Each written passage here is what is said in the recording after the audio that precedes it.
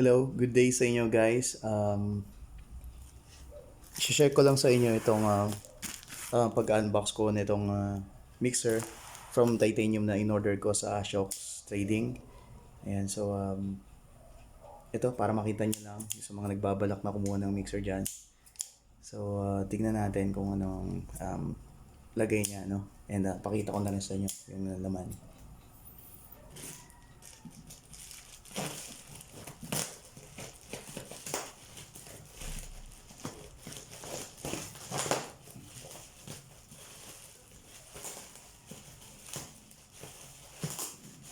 Ano siya, doble-doble. Makapaling ano niya. Yung kanyang bubble wrap. So, tingin ko maganda naman ang pagpapalot niya.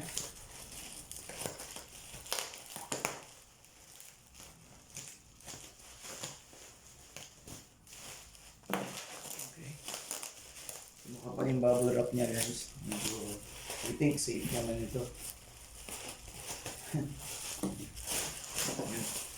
Lumabas na siya.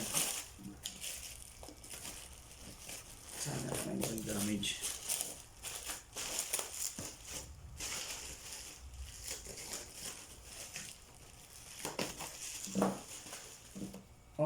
Actually nakuha ko nga pala siya or na-order ko nga pala ito ng 11. Ito mga December 11. Sinabay ko ito sa sale ng Lazada, so medyo nakuha ko ito na mas mababa kesa dun sa usual price niya. Malaki yung discount nito.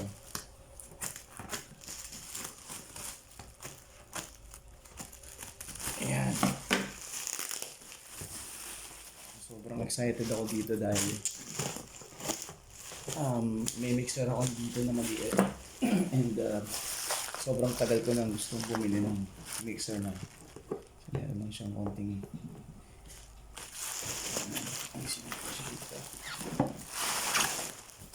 matagal ko nang gustong bumili ng medyo mas may feature na mixer, so ito. And marami akong nakita ng mga reviews na magaganda tungkol sa kanya, so ito siya. Okay naman yung box niya and medyo may kabigatan lang din siya.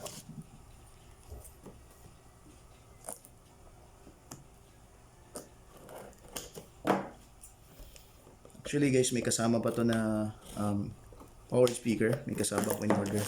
Hindi ko lang alam ba't di sila nagkasabay. Sinamahan ko to ng Bullet 15A 1600 watts. So ito na siya.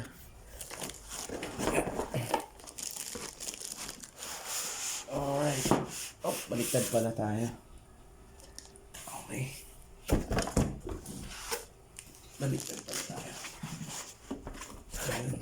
Lumabas na siya. Wait lang ha.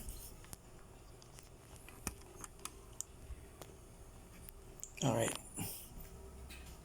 So, intact pa rin. Ganda naman yung kanyang yung kapal ng foam niya. So, halos hindi siya natatagtag niyan. Okay. So, meron pa ditong, ito yung cord niya. I think, para saan pa to guys, USB to ano. USB siya. Right. And syempre yung kanyang power adapter. Yan. Medyo maiksi lang tingin ko, mga 1 meter na. And user manual na wala naman talaga nagbabasa. Okay, ito na siya guys. Alright. Wow. Masasabi ko lang talaga is ang ganda ng design. Wow talaga. Ayan. So try ko na lang din siyang i-power on. And then sundan natin ang isa pang video doon sa pagre-review natin ito.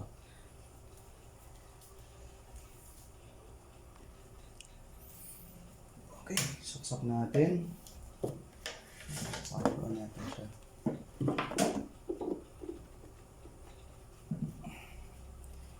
Ayan, sinaksak lang natin dito sa likod ng mixer.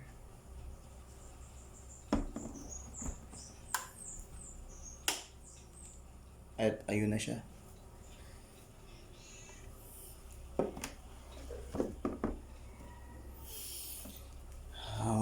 guys, napaka slick ng design, napakaganda. Napakalaking upgrade nito sa akin dahil ginagamit ko mixer dati is napakaliit lang, and wala talagang effects halos. Delay lang and repeat. So this one meron siyang DSP. So gawa na lang ako ng isa pang video para ma-review natin yung mismong mga features nito. Actually, hindi naman ako expert dito. So sabay-sabay tayong matuto dito. And thank you so much sa panood guys. Thank you.